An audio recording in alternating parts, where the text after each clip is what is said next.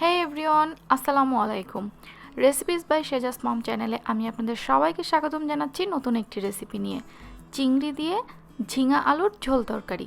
চিংড়ির যে কোনো তরকারি সাধারণত অনেক মজার হয়, ঠিক সেরকমই এই চিংড়ির ঝিঙা আলুর ঝোল তরকারিটাও খুব সহজে এবং মজাদার করে ঝটপট রান্না করে ফেলা যায়। আমার অনেক পছন্দের এই সবজিটি আজকে আপনাদের সাথে শেয়ার করছি। চলুন তাহলে দেখে নিই কীভাবে এই রান্নাটা করা যায়। এখানে আমি 1 কেজি পরিমাণ ঝিঙা কেটে রেখেছি। ঝিঙাটাকে দেখুন ঠিক এভাবে আমি টুকরো করে রেখেছি, একটু মোটা করেছি। আর নিয়েছি একটা মিডিয়াম সাইজের আলু। আলুটাকে ঝিঙার থেকে একটু পাতলা করে কেটেছি। আর নিয়েছি এখানে 250 গ্রাম মতো চিংড়ি। চিংড়িটাকে আমি খোসাটা ফেলে মাথাটা আলাদা করেছি। দেখতে ভালো লাগার জন্য আমি চিংড়িটায় লেজের অংশে কিছুটা খোসা রেখে দিয়েছি। চিংড়িটাকে আমি আগে থেকে হলুদ আর লবণ একটু মাখিয়ে রেখেছিলাম। এবার চলে যাচ্ছি রান্নাতে। এখানে আমি 1/3 কাপ তেল গরম করে নিয়েছি একটি পাত্রে। গরম তেলে এবার চিংড়িটাকে ছেড়ে দিয়ে একটু ভেজে নিব।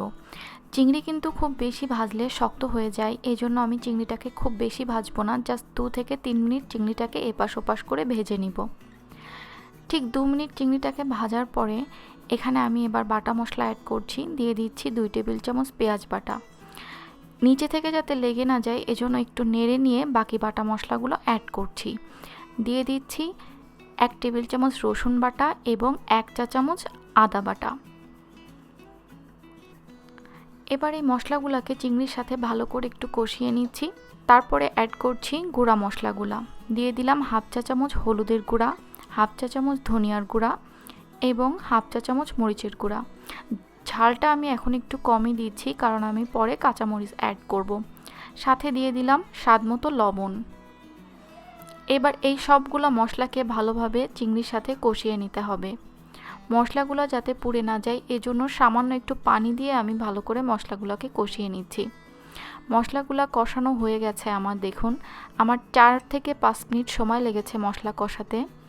এই পর্যায়ে আমি দিয়ে দিচ্ছি সেই কেটে রাখা সবজিগুলো দেওয়ার পরে মশলার সাথে খুব ভালো মতো সবজিগুলোকে মাখাতে হবে, তাতে কিন্তু সবজির টেস্টটা অনেক ভালো আসবে। আমি ঢেকে দিচ্ছি 5 মিনিটের জন্য। ঠিক 5 মিনিট পরে আমি ঢাকনাটা তুলে নিচ্ছি। দেখুন সবজিটা কিন্তু কিছুটা পানি ছাড়তে শুরু করেছে। এই পর্যায়ে কিন্তু পানি ছাড়াই এই সবজিটাকে মশলার সাথে এবং চিংড়ির সাথে একটু কষিয়ে নিতে হবে, তাতে সবজির কাঁচা ফ্লেভারটা দূর হয়ে যাবে। এবার আরেকটু নাড়াচাড়া করে ঢেকে দিচ্ছি আরও 5 মিনিটের জন্য। ঠিক 5 মিনিট পরে আমি আবারও তুলে নিচ্ছি ঢাকনাটা। দেখুন ইতিমধ্যে কিন্তু সবজিটা থেকে অনেক পানি বেরিয়ে গেছে। এবার কিন্তু সবজিটা আমার কষানো হয়ে গেছে। এই পর্যায়ে অ্যাড করে দিচ্ছি 5-6টি ফালি করে রাখা কাঁচামরিচ। কাঁচামরিচটা দেওয়ার পরে আমি এখন ঝোলের জন্য পানি দিয়ে দিচ্ছি। এখানে আমি 1 কাপ মতো পানি ব্যবহার করেছি ঝোলের জন্য। ঝিঙা এমনি অনেক নরম হয়, খুব বেশি ঝোলের পানির এখানে প্রয়োজন নেই, অল্পতেই এটা সেদ্ধ হয়ে যাবে। এবার একটু নেড়ে দিয়ে ঢেকে দিচ্ছি আর 10 মিনিটের জন্য।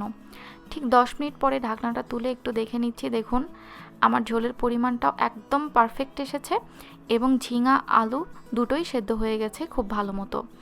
এখন এখানে অ্যাড করে দিচ্ছি প্রায় 1 চা চামচ মতো ভাজা জিরার গুঁড়া। এটাতে তরকারির ফ্লেভারটা অনেক সুন্দর আসে।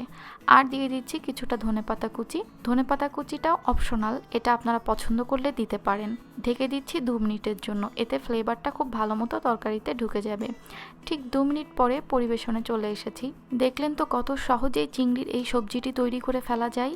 এরকম গাঢ় মাখা মাখা ঝোল গরম ভাতের সাথে এই তরকারি অসাধারণ লাগবে খেতে। রেসিপিটি ভালো লাগলে একটি লাইক দিবেন, আর কোনো মতামত থাকলে আমাকে কমেন্ট বক্সে জানাতে পারেন। শীঘ্রই আরও নতুন নতুন সব রেসিপি পেতে আমার চ্যানেলটি সাবস্ক্রাইব করতে কিন্তু ভুলবেন না। ভালো থাকবেন সবাই, দোয়া করবেন আমার জন্য। আল্লাহ হাফেজ।